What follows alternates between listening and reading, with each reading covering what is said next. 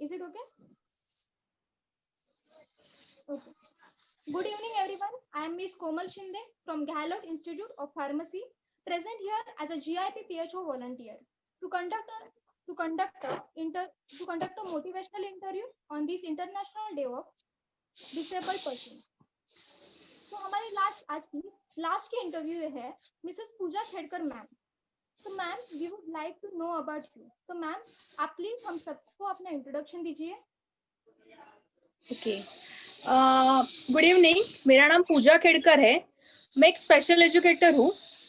मैं सर्व शिक्षा अभियान, समग्र शिक्षा अभियान में दिव्यांग बच्चों के साथ काम कर रही हूँ. पिछले 12 साल से मैं ये काम कर रही हूँ स्पेशल बच्चों को सिखाने का. मैंने डीएड किया था हेलन केलर इंस्टीट्यूट में. डेफ ब्लाइंड बच्चों के लिए मैंने डीएड किया हुआ है. Okay okay, thank you ma'am. तो मेरा आपको पहला क्वेश्चन ये है कि आप इस स्कूल में टीचर किस तरह बनी. क्या नॉर्मल स्कूल में जैसे टीचर बनते हैं ये प्रोसीजर वैसे ही है या फिर आपको कोई स्पेशल ट्रेनिंग लेनी पड़ी? मुझे स्पेशल ट्रेनिंग लेनी पड़ी. जैसे मैंने आपको इंटरव्यू मतलब इंट्रोडक्शन में बताया कि मैंने स्पेशल डीएड किया है. डेफ ब्लाइंड बच्चों का मैंने स्पेशली डीएड किया हुआ है. ओके, तो वो वाला एजुकेशन जो नॉर्मल वाले से अलग होता है, इज इट मैम? हाँ हाँ. ओके जैसे ओके, कि अभी मैंने डेफ ब्लाइंड में किया, जैसे मैंने अभी डेफ ब्लाइंड में किया है, तो वहां पर साइन लैंग्वेज और ब्रेल, जो ब्लाइंड बच्चे हैं उन बच्चों को पढ़ाने के लिए ब्रेल की आवश्यकता होती है. जैसे आपने कभी देखा रहेगा कि डॉट डॉट वाला कुछ अक्षर रहते हैं और वो बच्चे फील करके पढ़ते हैं वो. और जो हेयरिंग इम्पेयर्ड बच्चे रहते हैं उनके लिए साइन लैंग्वेज रहता है. आपने बहुत बार देखा रहेगा कि रेलवे स्टेशन पर बच्चे बात करते हैं एक दूसरे के साथ, वो हमारी साइन लैंग्वेज रहती है. ओके, तो मैम आप जैसे कि डीफ और ब्लाइंड दोनों बच्चों के लिए पढ़ाती है, तो उन दोनों Yes. के लिए कुछ अलग होता है या फिर हाँ, डेफ सेम ब्लाइंड बच्चे नहीं, हर बच्चा एक अलग रहता है. हर बच्चे को अलग अलग टेक्निक्स लगते हैं. जैसे कुछ बच्चे बोलकर सीख सकते हैं, सिर्फ बोलकर उन्हें पढ़ा सकते हैं. या फिर कुछ बच्चों को साइन लैंग्वेज लगती है. अगर पूरा ब्लाइंड बच्चा रहेगा तो उसके लिए ब्रेल हम लोग यूज करते हैं. ओके, तो मैम बच्चों के लिए स्कूल में क्या क्या अलग अलग एक्टिविटीज होती है? जहाँ पर मैं काम कर रही हूँ, मैंने जैसे बोला कि हमारा समग्र शिक्षा अभियान है, पहले उसका नाम सर्व शिक्षा अभियान था. वहां पर हम लोग इंक्लूसिव एजुकेशन करते हैं. जैसे कि हमारा पूरा स्पेशल स्कूल नहीं है. जो बच्चे हैं रहते हैं हमारे पास, जो बच्चे हैं वो अपने नॉर्मल बच्चों के साथ पढ़ते हैं. नॉर्मल बच्चों के साथ नॉर्मल बच्चों के क्लास में वो पढ़ते हैं. और जहां जहां टीचर को या बच्चों को या पेरेंट्स को जब भी जरूरत लगता है स्पेशल एजुकेटर, वैसे कि मेरा, तभी हम लोग उनको हेल्प करते हैं.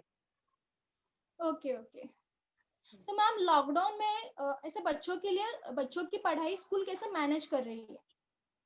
लॉकडाउन में हम लोग बच्चों का ऑनलाइन एजुकेशन ले रहे हैं. लेकिन बहुत बार ऐसे हो रहा है कि स्पेशल बच्चे तो ऑनलाइन कैसे, तो हम लोग पेरेंट्स को फोन करते हैं. फोन करके बताते हैं कि आज क्या सिखाना है और हम लोग आज क्या ऑनलाइन में सिखाने वाले हैं. तो वो सिखाने के बाद हम लोग फिर से पेरेंट्स को फोन करके बताते हैं कि आप बच्चे को लेकर बैठिए ऑनलाइन में. जो जो हम पढ़ाते हैं उसका बाद में हम लोग 1 घंटे बाद फिर से पेरेंट्स को फोन करके जो हमने पढ़ाया और उसका और मतलब क्या हम लोग सिखाना चाहते थे बच्चे को, वो सब हम लोग पेरेंट्स को बताते हैं. और फिर पेरेंट्स बच्चे का फिर से एक बार पढ़ाई लेते हैं. तो मतलब पेरेंट्स का रोल बहुत इम्पोर्टेंट है. हाँ मैम. दिव्यांग बच्चों के लिए जैसे टीचर से भी ज्यादा मैं कहेगी कि पेरेंट्स का रोल बहुत ही ज्यादा इम्पोर्टेंट है. Yes yes. तो मैम एज अ टीचर आप इन बच्चों को बाहर की दुनिया समझने में कैसे मदद करते हैं? हमारे ट्रेनिंग जब हम लोग लेते हैं स्पेशल बच्चों के लिए, जब ट्रेनिंग हम टीचर्स लेते हैं तभी हमें बताया जाता है कि बच्चों का सोशलाइजेशन करना बहुत ही ज्यादा इम्पोर्टेंट रहता है. जैसे कि हम लोग पेरेंट्स को हमेशा बताते हैं, कभी आप शादी में जा रहे हैं कि किसी बर्थडे में जा रहे हैं तो अपने दिव्यांग बच्चे को उसमें शामिल कीजिए. और पहले ऐसे नहीं होता था, पेरेंट्स वो बच्चों को लेकर नहीं जाते थे. या फिर आपको बहुत पहले मतलब 7-8 साल पहले आप देखेंगे तो मॉल में, मार्केट में स्पेशल बच्चे दिखाई नहीं देते रहेंगे। आज भी ज्यादातर दिखाई नहीं देते। पेरेंट्स खुद जाते हैं, खुद सब शॉपिंग करते हैं, या फिर शादी में वगैरह जाते हैं, खुद से जाते हैं, बच्चों को लेकर नहीं जाते हैं। लेकिन अभी अभी हम लोगों ने बोल बोल के पेरेंट्स है ना लेकर जाने लगे शादी में, मतलब बर्थडे पार्टी रहेगा या कभी मॉल जाते हैं अपने दूसरे बच्चों को लेकर, तो हम लोग बताते हैं कि उनको भी लेकर जाइए। उससे क्या होता है, बच्चों को सोशलाइजेशन हो जाता है और बच्चे सीख जाते हैं कि मतलब दूसरे बच्चे कैसे बात कर रहे हैं, लोग कम्युनिकेट एक दूसरे के साथ कैसे करते हैं। या फिर हम लोग कभी मार्केट जा रहे हैं और खरीद रहे हैं, मतलब एप्पल्स, मतलब सब्जी खरीद रहे हैं, तो वो कैसे आती है अपने घर तक, वो अपने बच्चों को समझना चाहिए। कभी कभी ऐसे होता है कि वो सब बातें बच्चों को समझ में आती ही नहीं है। मतलब पूछते हैं, अरे फल कहाँ से मिलते हैं, तो बच्चे बोलते हैं मम्मी लाती है, मम्मी ने दिया है, घर पे रहते हैं। लेकिन जब हम लोग ऐसे बताएंगे बच्चों को कि कहाँ से मिलता है, और अगर जो मम्मी है वो मार्केट लेके जाती है, तो बच्चों को बराबर पता चलता है कि हाँ, हम लोगों ने वो अंकल है ना सब्जी वाले, उनसे फल लिए थे। तो इसके लिए हम लोग बताते हैं कि हमेशा आप बच्चों को बाहर लेकर जाइए या फिर गार्डन लेके जाइए। अभी पता है कि स्पेशल बच्चे हैं, उनको मतलब घुमाना, बहुत सारे पेरेंट्स को बहुत ज्यादा तकलीफ होता है। लेकिन 1 महीने में 1 बार अगर आप लोगों ने उनका आउटिंग रखा ना, तो बच्चों में बहुत ज्यादा मतलब सुधार आता है, ऐसा हम लोगों का मानना है। Yes ma'am, sure. तो मैम मैं एक जानना चाहती हूँ कि आपने जैसे बोला कि नॉर्मल बच्चे और स्पेशल बच्चे एक साथ पढ़ते हैं, तो क्या हाँ, नॉर्मल बच्चे ऐसे बच्चों को एक्सेप्ट करते हैं या कुछ प्रॉब्लम्स यस आते मैम। हैं? नहीं मैम, कुछ भी प्रॉब्लम्स नहीं आते हैं। मतलब आज मैं इतने सालों से हम लोग पढ़ा रहे हैं ना बच्चों को, तो जो क्लास टीचर है, मतलब नॉर्मल टीचर रहते हैं ना, जो नॉर्मल बच्चों को पढ़ाने वाले टीचर रहते हैं, वो हमें बताते हैं कि मैम मुझे कुछ नहीं करना पड़ रहा है। मतलब हम लोग क्या करते हैं, जब भी एक छोटा सा उदाहरण देती हूँ। अगर मैंने एक क्लास में, मतलब दूसरी के क्लास में मैंने एक बच्चा, मेरा मतलब अपना दिव्यांग बच्चा स्कूल में एडमिशन करवाया, तो हम लोग पहले ही दिन बच्चों का इंट्रोडक्शन रखते हैं, जैसे अपने नॉर्मल स्कूल में भी रहता है कि बच्चा आने के बाद हम लोग इंट्रोड्यूस कराते हैं, इसका नाम ये है।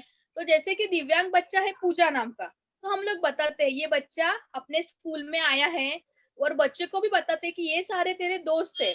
और हम लोग है ना उनके पैर, मतलब रहते ना हमारे पैर ग्रुप करते हैं हम लोग स्कूल में, कि आज उसके साथ ये बैठेगा, कल ये बैठेगा। तो हम लोग उन लोगों को वैसे बता देते हैं। तो पता है बच्चों का कभी कभी झगड़ा होता है, नहीं नहीं आज इसको मदद मैं करेगा, नहीं नहीं उसका बुक मैं कंप्लीट करके देगा, नहीं नहीं आज ना मैं उसको डब्बा खाने के लिए लेके जाएगा। टॉयलेट ऐसे भी हमारे पास कुछ बच्चे हैं जिनको चलना नहीं आता है, या फिर बोलते हैं ना कि उसको सहायता लगती है टॉयलेट के लिए जाने के लिए भी।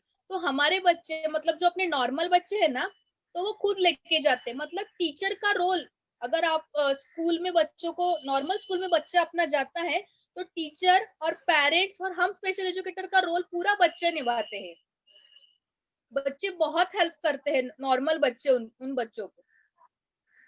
यस मैम, ये बहुत पॉजिटिव बात है। तो मैम आपको मैं एक नेक्स्ट क्वेश्चन पूछना चाहूंगी कि आप दिव्यांग बच्चों के माता पिता को क्या सलाह दे सकते हैं, इस कठिन स्थिति से कैसे निपटे? सब पर ये कठिन स्थिति आई है, लेकिन जैसे देखो नॉर्मल बच्चे भी पढ़ रहे हैं अभी, लेकिन ऐसे बहुत बार सुनाई देता है कि बच्चों को समझ में नहीं आ रहा है।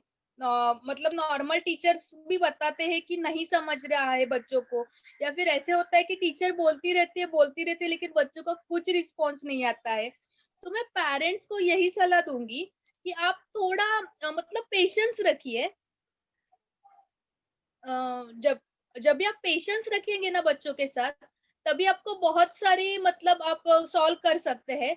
और एक बात है कि अगर हम लोग स्पेशली, मैं स्पेशल बच्चों के लिए कहती हूँ कि बच्चों को हमारे थेरेपी वगैरह लगती है, वो थेरेपीज भी हम अब, अगर हम लोग अभी हॉस्पिटल नहीं जा सकते हैं और डॉक्टर हमें अवेलेबल नहीं है, तो बहुत सारे पेरेंट्स को हम लोग छोटे छोटे थेरेपीज बताते हैं, या यूट्यूब पे देखने, अभी यूट्यूब पर सब कुछ आता है, तो उन्हें बताते हैं कि आप यूट्यूब पे देखिए और वो खुद सब थेरेपीज आप ये करके लीजिए, मतलब सीख लीजिए, और छोटे छोटे थेरेपीज आप बच्चों से करवा के लीजिए।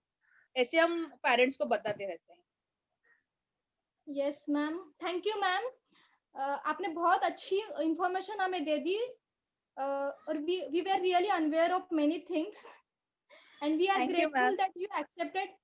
We are really grateful that you accepted our request gladly, and we are very thankful that you shared your knowledge and experience with us. Thank you so much, ma'am. Thank you so much. मुझे भी बहुत अच्छा लगा आपके साथ सब share करते हुए। Yes, ma'am. Sure.